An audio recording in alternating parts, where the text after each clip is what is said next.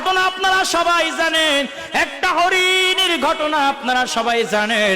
আমার নবীজি সাল্লাল্লাহু আলাইহি ওয়াসাল্লাম একদিন জঙ্গলার মাঝখান দিয়া যায়।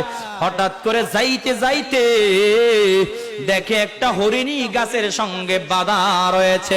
আমার নবীজিকে দেখা মাত্র ওই হরিণী চিনতে পেরেছে এই যে যায় মুহাম্মাদুর রাসূলুল্লাহ সাল্লাল্লাহু আলাইহি ওয়াসাল্লাম। জোরে বলেন সুবহানাল্লাহ।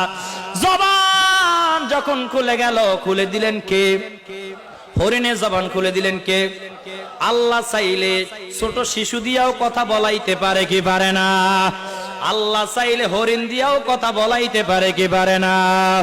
ও নবীর আশিকের দল, হরিণীকে একটা শিকারী ধরে বেঁধে রেখেছে গাছের সঙ্গে।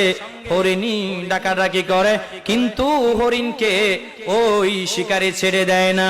শিকারী কিন্তু মুসলমান নয়, সাহাবী নয়, শিকারী ছিল ইহুদি। কি ছিল জোরে বলেন?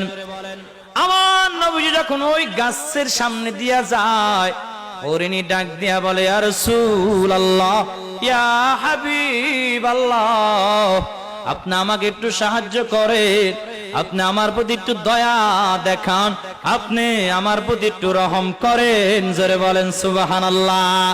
আমার নবীজি ডাক দিয়া বলে, হরিণী, আমি তোমাকে কি সাহায্য করব? হরিণী ডাক দিয়া বলে, ইয়া রাসূলুল্লাহ, ইয়া হাবিবাল্লাহ, আমাকে এই শিকারী বন্দী করে রেখেছে, বেঁধে ফেলেছে। জঙ্গলার মধ্যে আমার দুইটা ছোট ছোট বাচ্চা আছে, দুধের বাচ্চা। আমার স্তনে দুধ জমা হয়ে গেছে, আমার এই বাচ্চা দুইটো ছানা দুইটা কান্না করবে, আমার ছানা দুইটা না খেয়ে মারা যাবে। ইয়া রাসূলুল্লাহ, আপনি যদি 1 ঘন্টার জন্য আমাকে একটু ছুটি দেন, আপনি যদি আমার বদৌলতে একটু জামিনদার হন, আমি বাগানে গিয়া মাত্র, জঙ্গলে গিয়া মাত্র আমার ছানা দুইটাকে আমি দুগ্ধ পান করাই, আমি আবার এই গাছের নিচে চলে আসবো। জোরে বলেন সুবহানাল্লাহ। ওই যে আল্লাহ বলেছে, ওয়ামা আরসালনাকা ইল্লা রাহমাতাল লিল আলামিন। জোরে বলেন সুবহানাল্লাহ।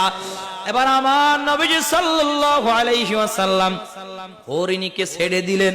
সুবহানাল্লাহ পরে হরিণীকে ছেড়ে দিয়া রশিটা হাতে নিয়ে আমার নবীজি গাছের নিচে বসে আছে। সুবহানাল্লাহ বলেন না? কেমন দয়ার নবী, কেমন মায়ার নবী। দেখেন, জামিনদার হয়ে গেছে। একটা পশুকে ছেড়ে দিয়া জামিনদার হয়ে বসে আছে। ইহুদি শিকারি করে যখন আসছে, আয়েশা তাকে হরিণ নাই, আমার নবীজি বসে আছে। ডাক দিয়া বলে, মুহাম্মদ, আমার হরিণ কই? বলে, হরিণ 1 ঘন্টার জন্য আমি ছেড়ে দিয়েছি। হরিণ ওয়াদা দিয়েছে, ওই হরিণী তার 2টা বাচ্চাকে দুধ খাওয়ায় আবার এই গাছের নিচে ফিরে আসবে। সুবহানাল্লাহ, একটু জোরে বলেন। ইহুদির মেজাজ বড় গরম হয়ে গেছে। ডাক দিয়া বলে, ও মুহাম্মদ, তুমি কি পাগল হয়ে গেছো?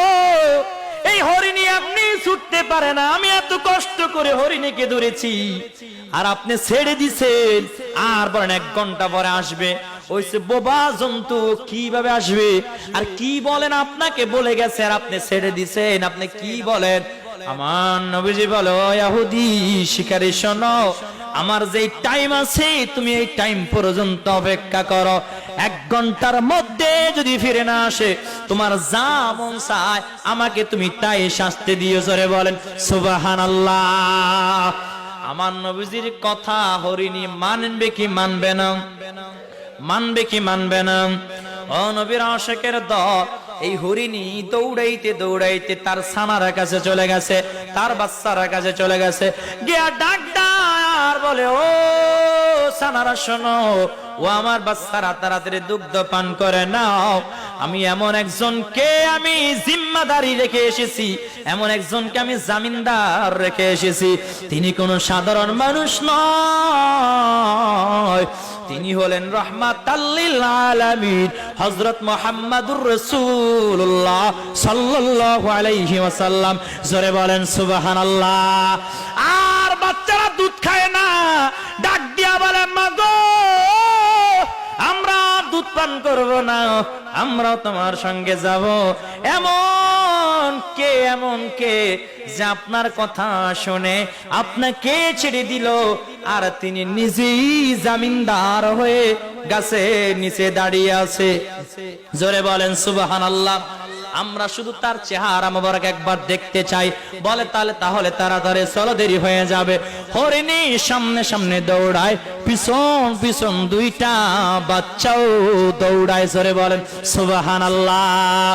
দূর থেকে তাকায় দেখে আমার নবীজির টাইম শেষ হওয়ার আগে হরিণ তো আসছেই, হরিণের সঙ্গে আরো দুইটা বাচ্চা চলে এসেছে। জোরে বলেন সুবহানাল্লাহ। ইহুদি কয় কি বাপা, সাল্লাম একটা আইলো দুইটা। সুবহানাল্লাহ পড়ে। অবাক হয়ে গেছে, এই মোহাম্মদ তো টাইম দিয়েছিল 1 ঘন্টা, কিন্তু 1 ঘন্টার মধ্যেই তো এই হরিণ আবার ফিরে আসছে, কেমনে সম্ভব? এত বছর আমি শিকারি করি, কোন জন্তু যদি, কোন জীব যদি একবার ছুটে যায় আর ফেরত আসে না, কিন্তু এই মোহাম্মদ এই হরিণীকে ছেড়ে দিল, আর হরিণীও বলল আমি ফিরে আসবো, ঠিক 1 ঘন্টার মধ্যে ফিরে আসলো। হিকমত বুঝলাম না, বুঝতে পেরেছে। এবার দৌড়াইয়া হরিণের ছানা সহ হরিণী যখন আমার নবীর সামনে দাঁড়ায় গেছে, ডাক দিয়া বলে ইয়া রাসূলুল্লাহ, ইয়া হাবিবাল্লাহ, আপনি আমাকে মাফ করে দেন। আমি আপনাকে কষ্ট দিয়ে এখানে দাঁড়া করাইয়া আমার সন্তান, আমার বাচ্চাগুলোকে ছানা দুইটাকে দুধ খাওয়াইতে গেছিলাম। ইয়া রাসূলুল্লাহ, আমার বাচ্চারা দুধ খায় নাই, আপনার নুরানি চেহারা মুবারক দেখার জন্য আমি সহ আমার বাচ্চা দুইটাও চলে এসেছে। ইহুদি বড় অবাক হয়ে গেছে, আর আমার নবীজির কদম মুবারক জড়ায়া চোখের পানি ছেড়ে দিয়া কান্দে আর বলে ইয়া রাসূলুল্লাহ, ইয়া হাবিবাল্লাহ, আপনি আমাকে মাফ করে দেন। আপনাকে আমি চিনি নাই, আমি চিনি নাই। যেই মানুষটার কথা জীবজন্তু পশু পাখি পর্যন্ত শুনে সে সাধারণ মানুষ হতে পারে না, সেই হবে রাহমাতাল লিল আলামিন মুহাম্মাদুর রাসূলুল্লাহ সাল্লাল্লাহু আলাইহি ওয়াসাল্লাম। জোরে বলেন সুবহানাল্লাহ। ইয়া রাসূলুল্লাহ, ইয়া হাবিবাল্লাহ, আপনি আমাকে মাফ করে দেন আর পড়ায়াত দেন লা ইলাহা ইল্লাল্লাহু মুহাম্মাদুর রাসূলুল্লাহ, লা ইলাহা